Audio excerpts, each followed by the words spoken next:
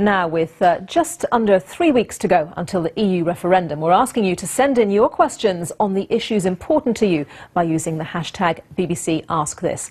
Joining us today to answer some of those questions is the UKIP's Migration and Financial Affairs spokesman, Steven Woolfe, who's campaigning for the UK to leave the EU. And a very good afternoon to you. Thanks for taking the time to join us for today's BBC Ask This.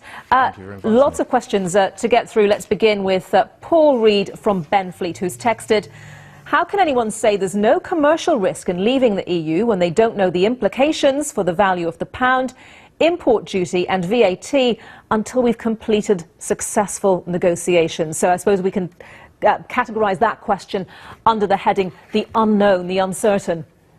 Well, I think what is certain is that we will remain a member of the market in Europe. We still will be able to sell our goods and German products will still be able to be sold here. The question is whether we will be part of what they regard as the single market.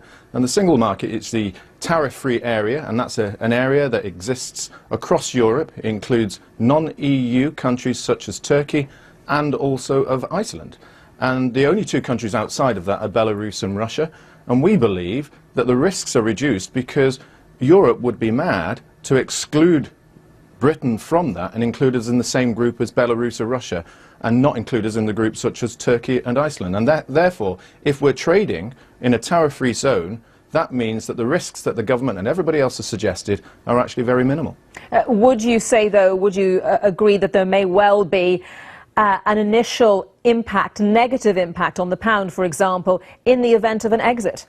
Well, that's an interesting thing. You see, the pound has actually been falling for the past 6 or 7 years. And even if you look at the last kind of graphs, the market graphs, you can see just over the last 2.5 years, it's fallen by about a third. And the main reason that international markets are getting frightened of the pound is because of the huge debt that George Osborne is building. International investors are pulling money out of our bonds in terms of 10% over the last 2 years, and that's helping force the pound down. Nothing to do with Brexit at all.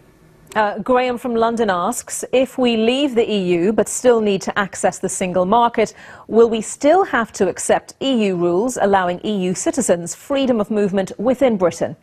No, that's a misguided interpretation of the rules by those such as David Cameron and George Osborne. In terms of the single market, yes, we would have to comply with the rules in relation to selling of products and product manufacturing and issues such as that, as the same way we would do as the United States and other countries. And that's a clear fact, and no one's hiding from that.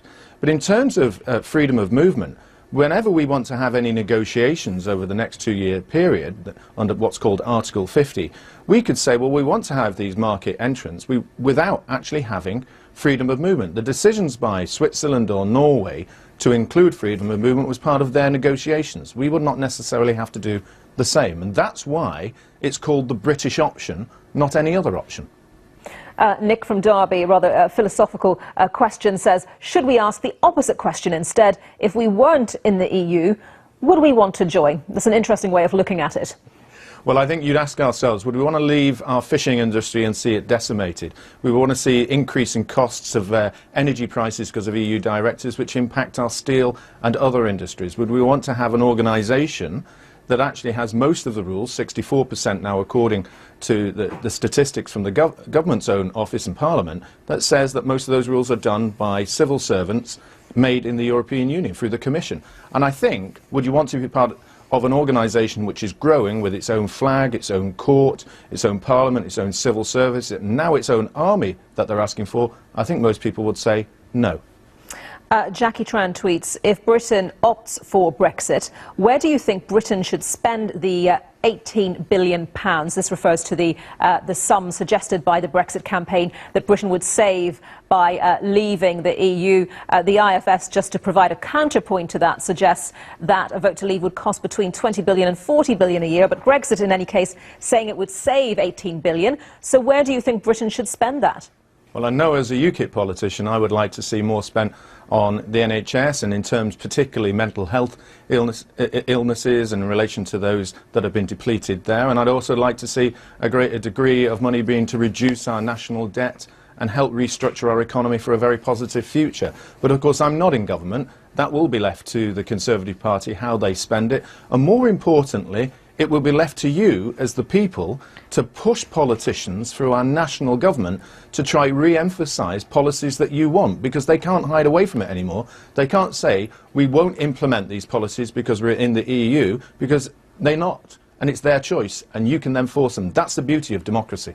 JP tweets, isn't it a lie to say, A, we need to leave the EU to exempt the NHS from TTIP, that's a transatlantic trade and investment partnership, and isn't it a lie, B, to say we'd get extra NHS cash on Brexit? Well, there are 2 points to that. Your writer is absolutely correct to say that there will be an option for governments to veto TTIP. And what we're asking the people of this country is to recognise that there is a danger that privatisation of parts of the NHS could fall into the hands of very large American corporations who could change policy, and that could only stop if there is a British veto. But the most secure way of securing NHS is by ensuring that we leave, and that particular agreement with those particular clauses don't go ahead. And secondly, again, it goes back to the question that was just asked a moment ago. The policy decisions of governments of how we spend the benefit of leaving the EU, an extra 10 billion a year, next year it's going to be around 12 billion, will be a decision for government. Governments like ours would like to spend more on the NHS, but it falls in the hands of people like those who wrote the question to push those parties to do exactly that. Dan in Kent texts, is it true anyone born in the EU can work, claim in-work benefits, child benefit and social housing from day one of arrival in the UK? Sorry, I'm missing that. Are they saying that anyone born in the EU are able to claim? Yes, that is a question. Is it true anyone born in the EU can work, claim in-work benefits, child benefit and social housing from day one of arrival in the UK? This is certainly something that David Cameron's been working on to try to reframe what benefits EU migrants to the UK can receive. It's absolutely true that as part of the EU's freedom of movement, people from EU countries can come to the United Kingdom. They can certainly work, and of course there'll be those that pay their taxes. But if they earn the same sort of levels of income that those who are able to claim benefits, they too can make the applications and claim those benefits too. And I'm fully aware of those from EU citizens who claim housing benefit, do claim child benefit, do claim in-work benefits, and that is one of the systems of having this open market where everybody from all of the EU can go to whichever country, work and claim those benefits. Now, it's a choice for yourself of whether you feel that is correct or not. We believe that, for example, in relation to child benefits, that if you're here working in this country and your children are abroad in your home country, you shouldn't be able to claim those benefits. But you can't stop that whilst we're in the EU, and David Cameron has failed to protect that fundamentally, completely, with his negotiations. And he never really tried, we believe, fully to do exactly that. And of course, the Prime Minister saying that he would introduce changes to all of that. But let's move on to this anonymous text. So David Cameron has said the UK can control the amount of people if we stay in the EU.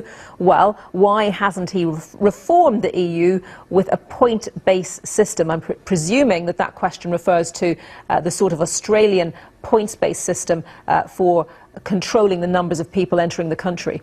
Well, the problem with our current immigration policy is it's discriminatory. It does actually say that those from the EU can come freely into the United Kingdom, but those from outside of the EU have to go through our existing visa requirements. And David Cameron knows fully well that in order to have an immigration system that treats everybody exactly the same, is ethical, outwardly looking, and looks at everybody fairly, he needs to implement exactly the same visa system.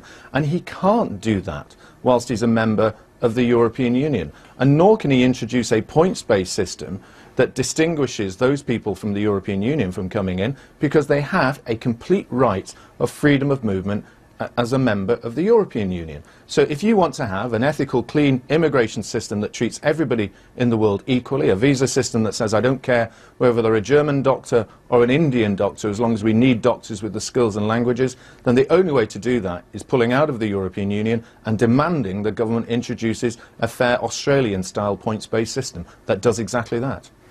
OK, Steven Woolfe from UKIP, thank you very much for your time today, answering those questions from our viewers. And thank you to all of you who sent questions in to us as well.